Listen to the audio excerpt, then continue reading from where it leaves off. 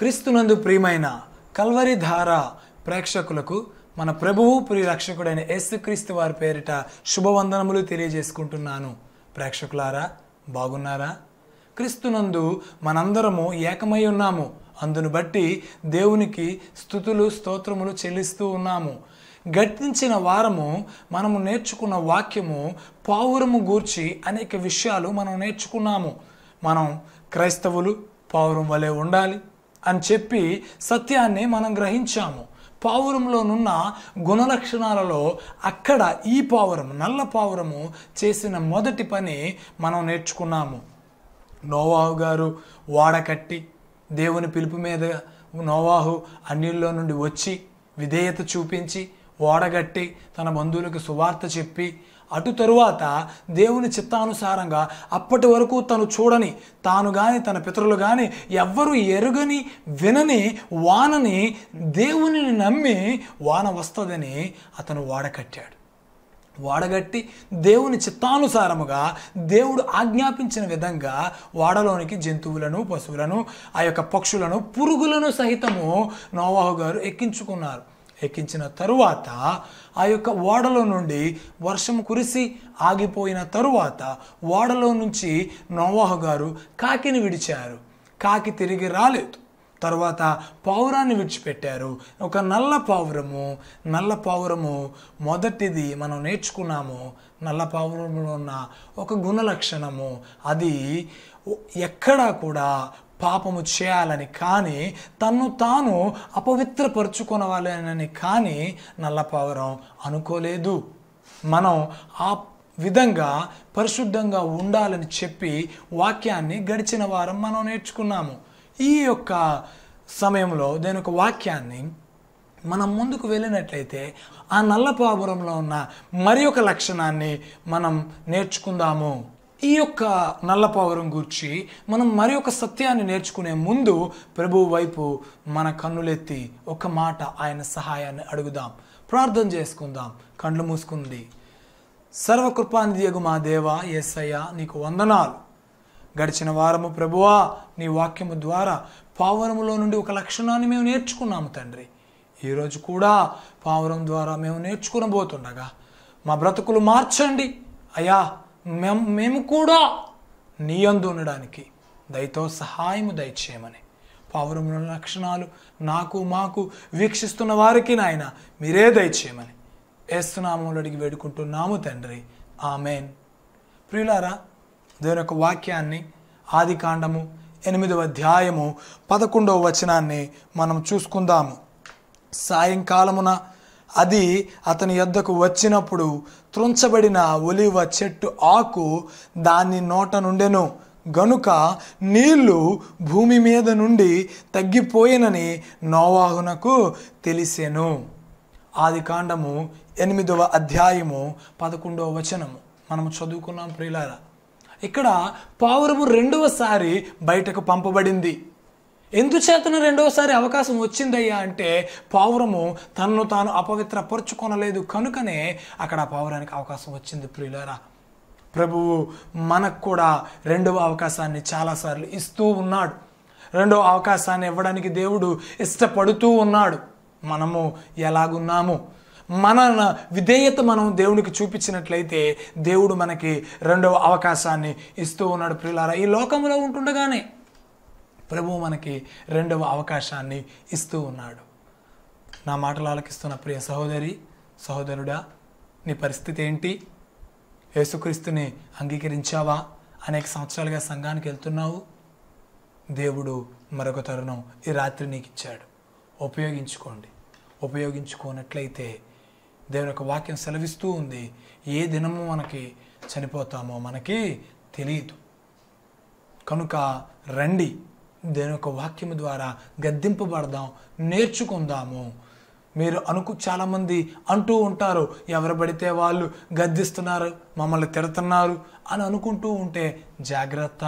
ఒక్క మాట ఏమిటంటే, చాకి కోకలు ఉతికి చీకాకు పడజేసి మైలు తీసి లెస్స మడిచివేసి బుద్ధి చెప్పువాడు గుద్దినా మేలయ అని అన్నట్లు ఎలాగైతే చాకలివాడు బట్టలని మురికి తీయడానికి ఉతుకుతున్నాడో, మీరు మనందరము క్రీస్తులో ఉండాలని చెప్పి మీ సేవకులే కావచ్చు, తల్లిదండ్రులే కావచ్చు, ఇంకా పెద్దవారే కావచ్చు, మనకు ఒక మాట చెప్పినప్పుడు, ఒక మాట గద్దించినప్పుడు మనం దానికి లోబడాలి.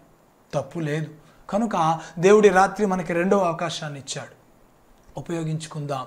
ఇక్కడ పౌరం పవిత్రముగా ఉన్నది కనుకనే రెండో అవకాశం వచ్చింది ప్రియులారా. కానీ క్రీస్తులో కడగబడ్డాం గనుక, క్రీస్తు మన కొరకు చనిపోయాడు గనుక ఈ రాత్రి రెండవ అవకాశాన్ని దేవుడు మనకిస్తున్నాడు. ఉపయోగించుకుంటున్నామా? ఇక్కడ పౌరములో ఉన్న మరొక గుణలక్షణాన్ని మనం చూసుకున్నట్లయితే ఇక్కడ రాయబడి ఉంది, పౌరము వెళ్ళి త్రుంచబడిన ఒలీవ మొక్కను తీసుకొని వచ్చింది. ఒలీవ కొమ్మను తీసుకుని వచ్చింది. త్రుంచబడిన ఒలీవ కొమ్మ. ఆ మాటని మనం చాలా జాగ్రత్తగా ధ్యానించాలి. పౌరము ఒక సింబాలిక్గా, ఎలా అంటే ఒక గుర్తుగా, నీరు కొంత మట్టుకు తగ్గిని, పూర్తిగా తగ్గలేదు, చెట్లు కనిపిస్తున్నాయి అని పౌరం చెప్పలేదు కనుక అది ఏం చేసిందంటే త్రుంచబడిన ఒలీవ కొమ్మను తీసుకెళ్ళింది. చాలామంది అంటుంటారు, ఎందుకండి త్రుంచబడింది, అది ఏ కొమ్మను తీసుకెళ్తే నోవహు గారు అది ఒకవేళ దొరుకుండొచ్చు, అది నీటిలో నుండి పిక్ చేసుకుని ఉండొచ్చు అని ప్రశ్న రాకుండానే దేవుడు త్రుంచబడినది అని అక్కడ రాశాడు ప్రియులారా. త్రుంచబడింది అంటే ఇట్ ఈస్ ఫ్రెష్. త్రుంచబడింది అంటే ఆ పౌరము శ్రేష్టమైన దాన్ని తీసుకుంది. శ్రేష్టమైన దాన్నే ఆ పౌరము నోవహు గారి దగ్గరికి తీసుకుని వచ్చింది. ప్రియులారా, ఆలోచించండి. ఆ పౌరము నీటి మీద తేలాడుతున్న మొక్కల్ని, కొమ్మల్ని తీసుకురాలేదు. ఎందుచేతనంటే వరద తాగిడికి చెట్లన్నీ కూలిపోయినాయి. అనేక కొమ్మలు, మొక్కలు అలా వెళుతూ ఉంటాయి.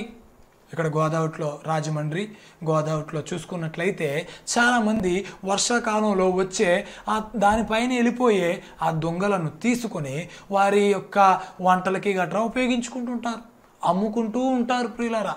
అటువంటి వారు కూడా ఉన్నారు.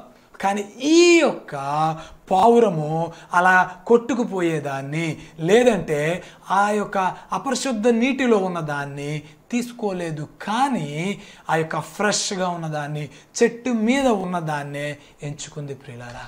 శ్రేష్టమైన దాన్ని లోపలికి తీసుకొని వచ్చింది. క్రీస్తునందున్న దేవుని పిల్లలారా, దేవుడు శ్రేష్టమైన మన జీవితాన్ని అడుగుతూ ఉన్నాడు. శ్రేష్టమైన మన సమయాన్ని అడుగుతూ ఉన్నాడు. ఎలా ఉన్నాం? చాలామంది అంటారు, దేవుడికి నేను దశమ భాగం ఇస్తున్నానండి, నేను ఆ పని చేశాను, ఈ మీటింగ్కి ఎంత ఖర్చు పెట్టాను, అక్కడికి అంత ఖర్చు పెట్టాను అని చెబుతూ ఉంటారు ప్రియులారా. జాగ్రత్త. దేవుడికి శ్రేష్టమైనది మన బ్రతుకు. విరిగి నలిగిన హృదయమే దేవునికి ఇష్టమైనది, శ్రేష్టమైనది. ఒక భక్తుడు అంటాడు, ప్రభువా వేలాది నదులంత విస్తార తైలమును నీకు ఇచ్చినా చాలునా అని అడిగి ప్రార్థన చేస్తూ ఉన్నాడు ప్రియులారా.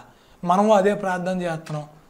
దేవుడు మాట వరుసకి గోదావరి అంతా నాకు తైలం చాలు, నూనె చాలు అన్నాడు అనుకోండి, ఇవ్వగలమా? ఒక్కసారి ఆలోచించండి ప్రియులారా. కనుక దేవుడికి ఇవ్వడానికి మన దగ్గర ఏమీ లేదు, మన బ్రతుకు తప్ప. మన ధనం కానివ్వండి, మన సమయం కానివ్వండి, ఆయన ఇచ్చినవే. అందులో దశమ భాగం ఇవ్వడానికి మనకి ఇబ్బంది. దేవుడు ఇచ్చింది ఆయనకి ఇవ్వడానికి, మళ్ళీ నేను ఇచ్చాను అని చెప్పుకోకూడదు. ఏనాడైతే మన బ్రతుకుని ఆయనకి ఇస్తామో, శ్రేష్టమైన మన జీవితాన్ని ఆయనకి ఇస్తామో, అప్పుడే మన బ్రతుకులు దీవించబడతాయి. క్రీస్తునందున్న దేవుని ప్రియులారా, ఆలోచించండి. నీ బ్రతుకుని దేవుడికి ఇచ్చావా? ప్రియ చెల్లి, తమ్ముడా, వాక్యాన్ని టీవీ పక్కన వింటూ ఫోన్లో ఆడుకుంటున్నావా? దేవుడు నీతోనే మాట్లాడుతున్నాడు. దేవుడు నిన్ను అడుగుతున్నాడు, శ్రేష్టమైన నీ సమయాన్ని నాకు ఇవ్వు, శ్రేష్టమైన నీ జీవితాన్ని నాకు ఇవ్వు అని. ఎలా ఉన్నాం మనం? ఇస్తున్నావా? ఎవరికి ఇస్తున్నావు మన సమయాన్ని? కొందరు అంటారు, ఇప్పుడు నాకు బలం ఉన్నప్పుడు లోకంలో ఉంటాను, వయసు అయిపోయినప్పుడు క్రీస్తులోకి వస్తాను అని చెప్పి. దీనికి జరిగిన ఒక సంఘటన ఉన్నది. ఒక దైవజనుడు ఒక సినిమా హీరోయిన్ గారికి వాక్యాన్ని చెప్పడానికి వెళ్తారు.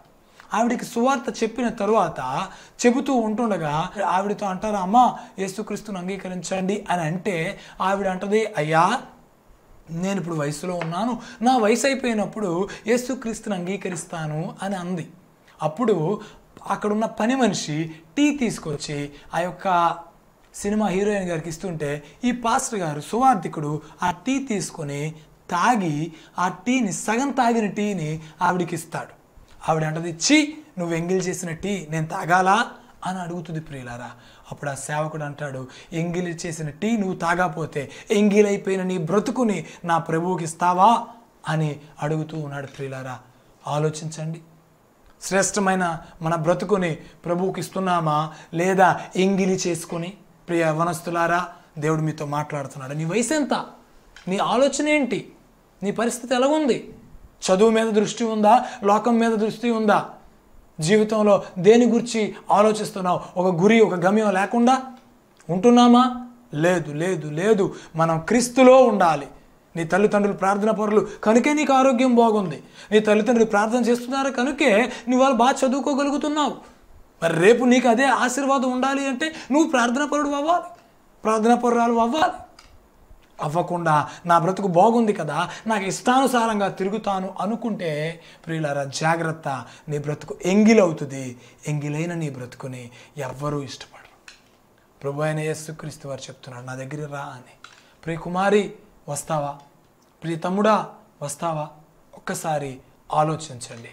ప్రియమైన దేవుని పిల్లలారా, పౌరము శ్రేష్టమైనది తీసుకొచ్చింది. మనం శ్రేష్టమైనది ఇవ్వాలి దేవుడికి. ఎన్నో వందల ప్రసంగాలు విన్నాం, వందల సార్లు చర్చికి వెళ్ళాం. ఎంతోమంది చెప్పారు ఆలస్యంగా రాకండి, ఆలస్యంగా రాకండి అని. అయినా సంఘానికి ఆలస్యంగానే వెళ్తున్నాం. కారణం, మనకి క్రీస్తు కంటే లోకములో ఉన్నవి శ్రేష్టమైనవి. మనకి క్రీస్తు కంటే మన వ్యాపారము, బంధువులు శ్రేష్టమైనవి కదా. బంధువులు ఆదివారమే వస్తారు ఇంటికి. ఎందుకు? సైతాన్ గారి ట్రిక్. నిన్ను ప్రార్థనకి వెళ్ళనివ్వకుండా. ఒక పని చేయండి, ఈసారి బంధువులు ఎప్పుడైనా ఆదివారం ఇంటికి వచ్చారనుకోండి, వాళ్ళ ప్రార్థనకు తీసుకొచ్చేయండి. మీరు స్పీడ్గా రెడీ అవ్వండి, వాళ్ళు రెడీ చేయండి, ఆరాధనకి తీసుకురండి, సువార్త వినిపించండి, శ్రేష్టమైన వారి బ్రతుకుల్ని ప్రభువుకి ఇవ్వండి. దేవుడు మిమ్మల్ని దీవిస్తాడు ప్రియులారా. రేపు నీ బంధువు సాక్ష్యం చెప్తున్నప్పుడు నీ గురించి చెప్తాడు. కనుక రండి. ఎలాగున్నాం? లేదు, క్రీస్తుని ఇష్టపడిన వాడు అనుకోండి, రెండోసారి ఆదివారం రాడు, మిగతా రోజులు వచ్చి నీతో గడుపుతాడు. తప్పే ఉంది. కనుక రండి రండి రండి.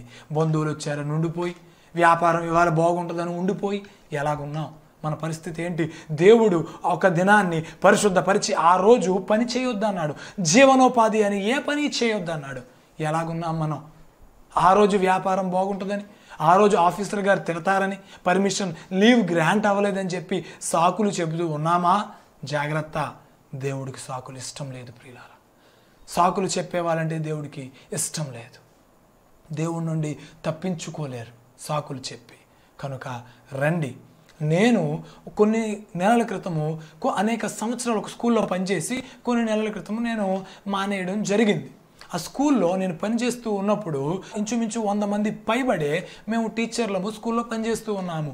అనేక సార్లు నన్ను సండే క్లాస్ పెడతాము, సండే రావాలి, లేదా సండే గార్డెన్ పార్టీకి రావాలి అని అడిగినప్పుడు నేను ఖచ్చితంగా నో అనే చెప్పాను ప్రియులారా.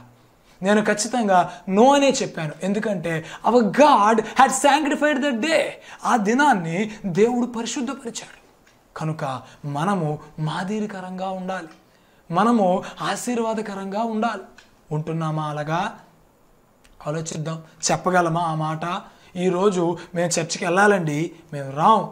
మీరు నాకు 6 రోజులు లీవ్ వేసినా, మా సోమవారం లీవ్ వేసినా మేము రాం అని చెప్పగలమా? ఒక రోజు జీతం పోయినా, వ్యాపారం పోయినా, ప్రభు ఆజ్ఞ మేము మేరం, శ్రేష్టమైన సమయాన్ని దేవుడితో గడుపుతాం అని అనగలమా? ప్రియులారా, భూమి మీద ఉన్న అన్నిటికంటే శ్రేష్టమైనది దేవుని సన్నిధిలో గడుపుట, దేవుడితో గడుపుట. అంతకంటే శ్రేష్టమైనది ఈ భూమి మీద మనకేది లేదు. కనుక రండి దేవుని యొద్దకు, మన శ్రేష్టమైన జీవితాన్ని దేవునికి ఇద్దాము. ఇక్కడ 2 విషయాలు ఉన్నాయి. ఒకటి, పౌరం శ్రేష్టమైన దాన్ని ఆ యొక్క ఓడలోనికి తీసుకొచ్చింది. ఈ మాటని మన జీవితం శ్రేష్టమైనది కనుక మన జీవితాన్ని క్రీస్తుకి ఇవ్వాలి. ఇచ్చిన తరువాత చాలామంది ఈరోజు మేము క్రైస్తవులం, క్రీస్తుని అంగీకరించాం, భక్తిలో ఉన్నాం అని అనుకుంటున్నారు కదా. మీకు ఈ మాట ఏమిటయ్యా అంటే, క్రీస్తులో ఉన్నాం కనుక మనకి దేవుడిచ్చే మాట ఏమిటయ్యా అని అంటే, పౌరము ఎలాగైతే శ్రేష్టమైన తీసుకొచ్చిందో మనం కూడా బయటికి వెళ్ళి లోకంలో ఉన్న వాళ్ళని క్రీస్తులోకి తీసుకురావాలి. అది శ్రేష్టమైంది. మీకు అర్థమవుతుందా? చాలామంది అంటారు, మీ ప్రసంగం మేము ఉన్నామండి, నా బ్రతుకుని ఆల్రెడీ శ్రేష్టమైన నా బ్రతుకుని క్రీస్తులోకి ఇచ్చేసాను అని అనుకుంటున్నావా? అయితే దేవుడు నీకు చెప్తున్నాడు, బయట ఇంకా శ్రేష్టమైనవి ఉన్నాయి, వాటిని నా యొద్దకు తీసుకురా. ఎంతకాలం మనం ఈ యొక్క లోకంలో ఉండిపోయి వాక్యాన్ని వింటూ, పాస్టర్ గారు ఏదో చెప్తున్నారు కదా అని చెప్పి వాక్యాన్ని వింటూ వింటూ కట్టబడిన గాడిద కట్టబడిన గాడిద కట్టబడిన గాడిద, ఎంతకాలం కట్టబడిన గాడిదలాగా ఉంటాం? విశ్వాసులు శిష్యులుగా మారాలి, విశ్వాసి భక్తిలో ఎదగాలి, శిష్యుడు అవ్వాలి. శిష్యుడు వెళ్ళి కట్టబడిన గాడిదని విప్పి క్రీస్తు దగ్గరికి తీసుకురావాలి. అదే శ్రేష్టమైనది. పౌరం చేసింది అదే, అక్కడ శిష్యులు చేసింది అదే, మనం చేయాల్సింది అదే. చేస్తున్నామా? ప్రతి సంవత్సరం నీ వయసు పెరుగుతుంది, నీ గోళ్ళు పెరుగుతున్నాయి, జుట్టు పెరుగుతోంది, భక్తి పెరుగుతుందా? ఎందుకు పెరగట్లేదో తెలుసా? గోళ్ళు, జుట్టు, వయసు ఇవన్నీ దేవుడి ఆధీనంలో ఉన్నాయి, భక్తి మన ఆధీనంలో ఉంది కనుక రండి పరీక్షించుకుందాం, భక్తిని పెంచుకుందాం.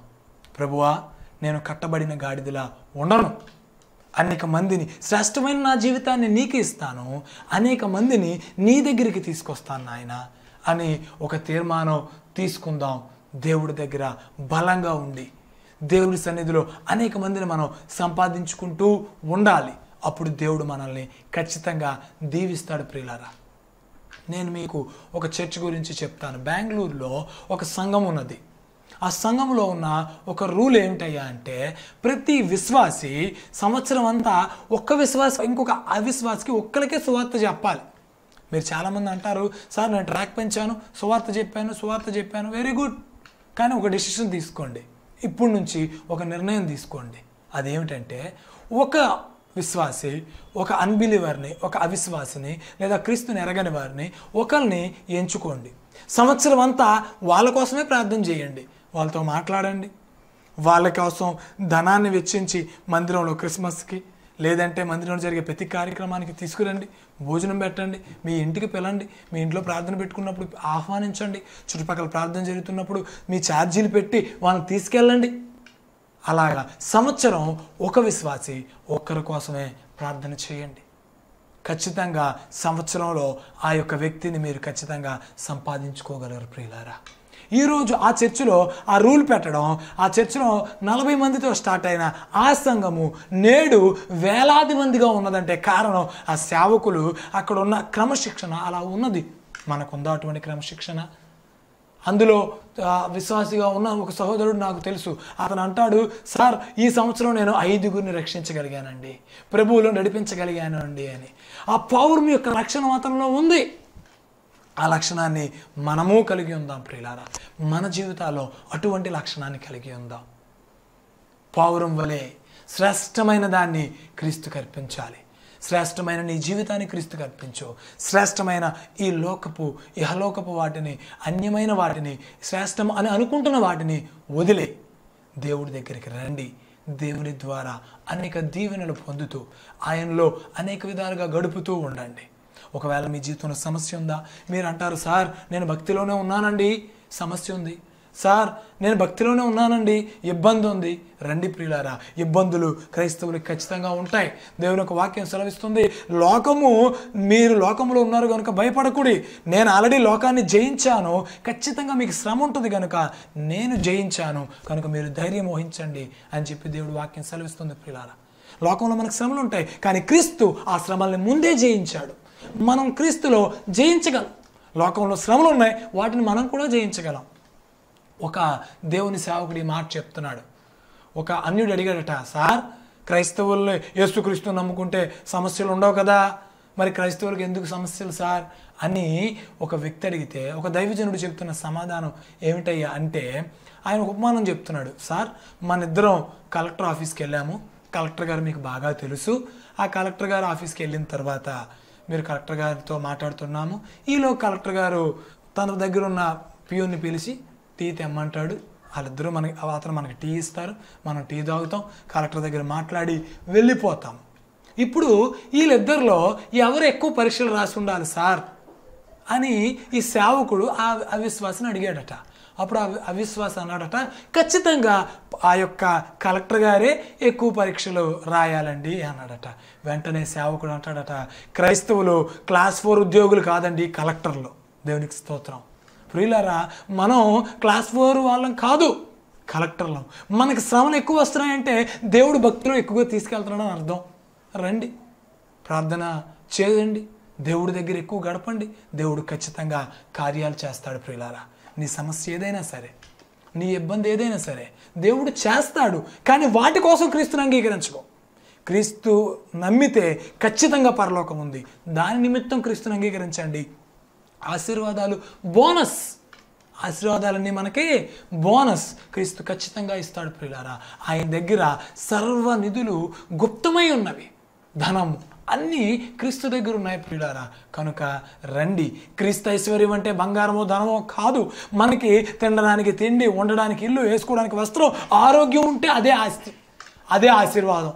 అంతకు మించి మనల్ని దీవించడం అనేది దేవుని కృప, ఆయన చిత్తం. కనుక ప్రియులారా, రండి, ఆలోచించండి. ఎలాగున్నాం? భక్తిలో ముందుకు వెళ్తున్నామా? భక్తిలో శ్రేష్టమైన దాన్ని ప్రభువుకి ఇస్తున్నామా? సంఘాల్లో దొంగలు తయారయ్యారు ఈరోజు. దేవుడిది దేవుడికి ఇవ్వట్లేదు. ఏమండి, దేవుడిది దేవుడికి ఇవ్వట్లేదు. దశంభాగం ప్రతి ఒక్క విశ్వాసి సంఘానికి కరెక్ట్గా ఇస్తే ఆ సేవ డల్గా ఎందుకుంటుంది? సేవకుడు పేదవాడిగా ఎందుకుంటాడు? ఏమండి, మనం క్రమశిక్షణ కలిగి ఉండాలి, ఇవ్వాలి. కొందరు సేవకులు చాలాసార్లు విశ్వాసులు ఏమనుకుంటారో అని చెప్పకపోవడం కూడా కరెక్ట్ కాదు. ఎందుచేతనంటే రేపు పైన ప్రభు అడిగితే ఎందుకు చెప్పలేదయ్యా అని అడిగితే, ప్రభువా వాళ్ళు ఏమైనా అనుకుంటారని నేను చెప్పలేదు అంటే ప్రభు అంటాడు, నేను కరాఖండిగా చెప్పాను కదా, నువ్వు కరాఖండిగా చెప్పాలి. కనుక ప్రియులారా, రండి. ఎలా ఉన్నాం? మలాకీలో దేవుని వాక్యం సెలవిస్తుంది, మనం దొంగలైపోతున్నామని. దొంగిలిస్తున్నామా? లేదు లేదు లేదు.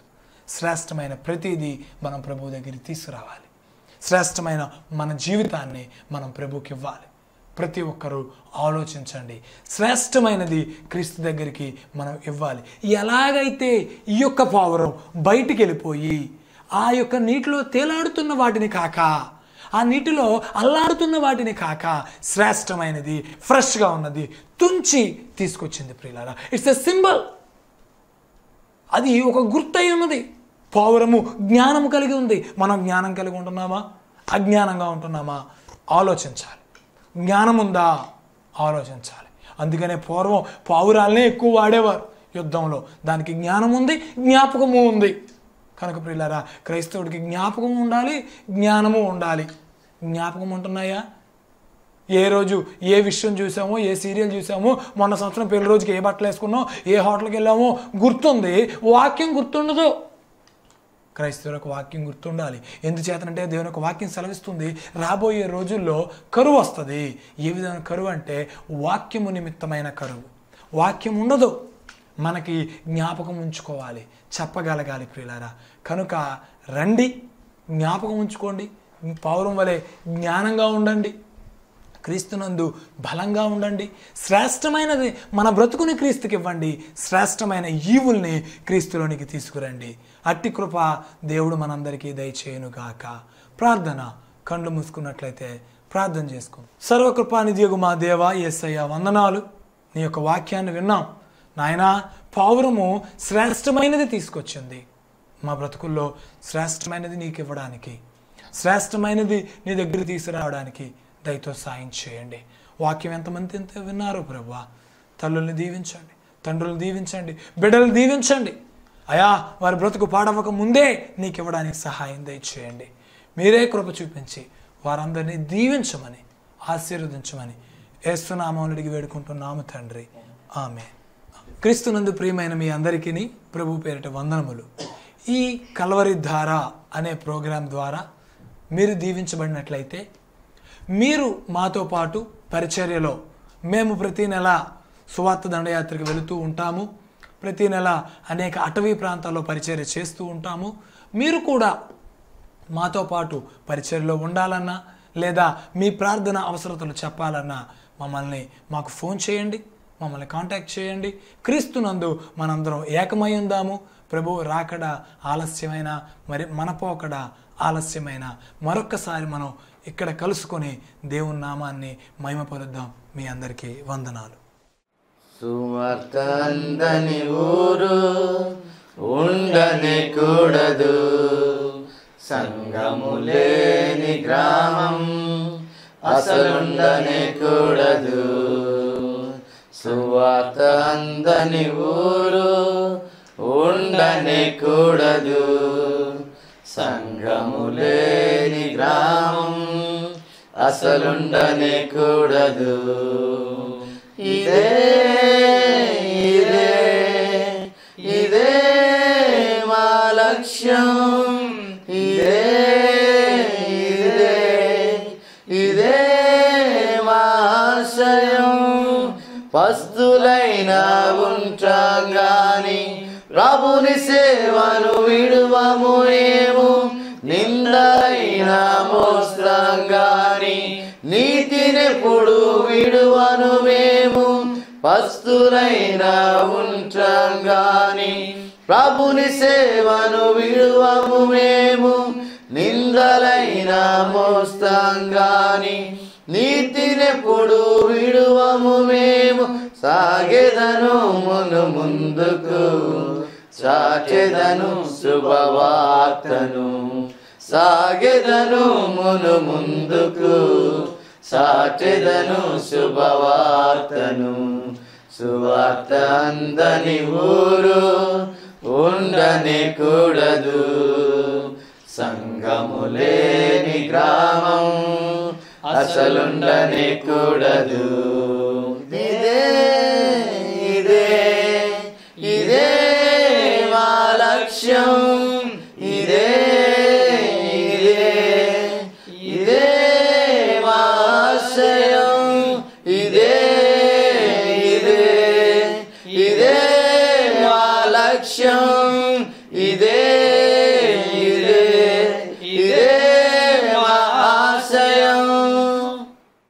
మీ ప్రార్థన అవసరతలకై సంప్రదించవలసిన మా చిరునామా కల్వరిధార, డోర్ నెంబర్ 39-4-8, పడగలవారి వీధి, స్టేడియం మెయిన్ గేట్ ఎదురుగా, రాజమహేంద్రవరం. మా pin number 533101. Our phone numbers 9553501501. Another number 9603565170.